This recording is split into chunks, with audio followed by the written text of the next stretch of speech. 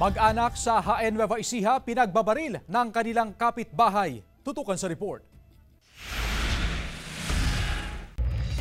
Sugatan ang mag-anak sa barangay Imbunya, HN Nueva Ecija matapos pagbabarilin ng kanilang kapitbahay. Base sa investigasyon ng mga otoridad at sa salaysay ng kaanak ng mga biktima, nagtalo ang mga biktima at ang sospek dahil umano sa pag-aalaga ng pugo at pagkaputol ng punong kahoy ng sospek. Habang nagtatalo, bigla na lang daw bumunot ng baril ang sospek at pinaputukan ng mga biktima. Nagtalo lang nagmurahan, nauwi doon sa binaril na. Ngayon ang balita ko, sa hangganan, doon lang nagkaroon ng problema sa kanilang pagitan na lupa.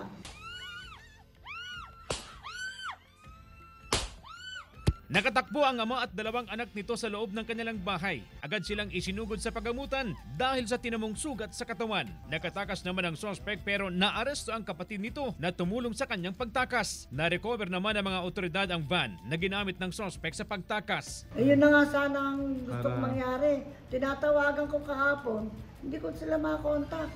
Yung sana ipapayo ko na sana isurrender na lang sa pulis.